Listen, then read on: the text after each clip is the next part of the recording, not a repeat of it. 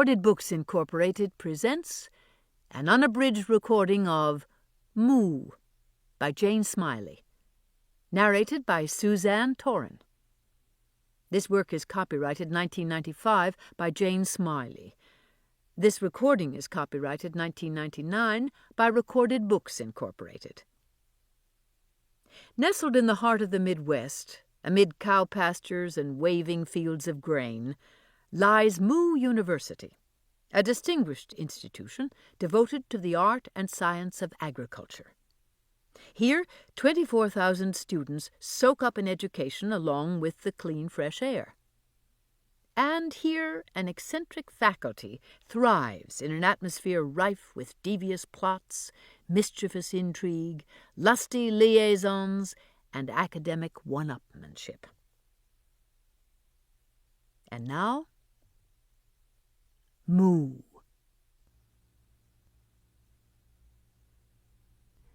Part 1. Chapter 1. Old Meats. From the outside, it was clear that the building known generally as Old Meats had eased under the hegemony of the horticulture department. Its southern approach, once a featureless slope of green lawn, was now an undulating perennial border whose two arms embraced a small, formal garden defined by a carefully clipped and fragrant boxwood hedge.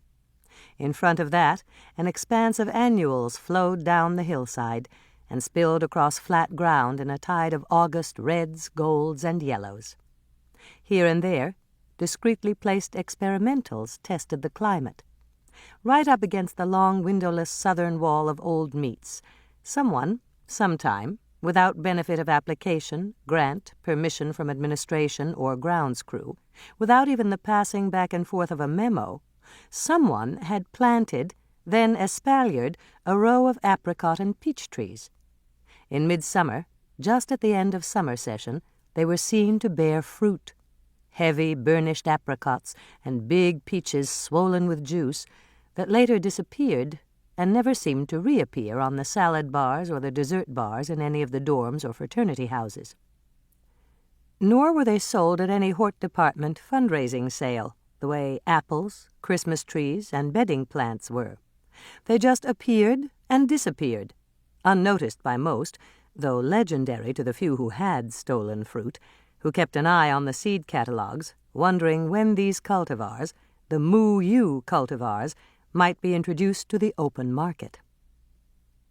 In fact, though it stood much in the way of foot traffic from the bovine confinement complex, the business college, the chemistry building, the foreign travel office, and graduate student housing, and though, as generations of freshman geographers had found, it stood on the exact geographical center of the campus, unless you included the recently constructed vet school 2 miles to the south, which threw everything off, and though it was large and blocky, Old Meats had disappeared from the perceptions of the university population at large.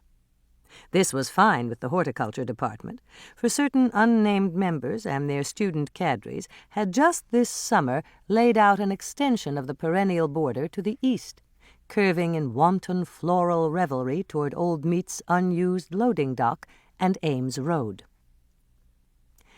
So much, said the chairman in private meetings with the rest of his faculty, for their assigned garden site, out by the physical plant and the bus barn, on a dead-end road that no one traveled unless lost. Guerrilla action, as he often remarked to the woman everyone, including their children, thought was his wife, and whom he had met in SDS at the Chicago Convention in 1969, was as protean and changeable as the needs of the people. It was also true, however, that Bob Carlson, sophomore work-study student, was as invisible to the horticulturists, though he passed them every day, as Old Meats was to the rest of the campus. No busy digger or mulcher ever noticed him unlock the door beside the loading dock and enter, though he did it openly and in full view, often carrying bulky sacks. To them, Old Meats was a hillock in the center of the campus, a field for covering with vines and flowers. To Bob, it was a convenient job, an extension of his life on the farm. But instead of helping his dad feed and care for 1,000 sows and their offspring, Bob tended to only one hog, a landrace boar named Earl Butts. Right on Earl's pen, Bob had taped up a sign that read, "Get big or get out." Every time Bob saw that sign, it gave him a chuckle.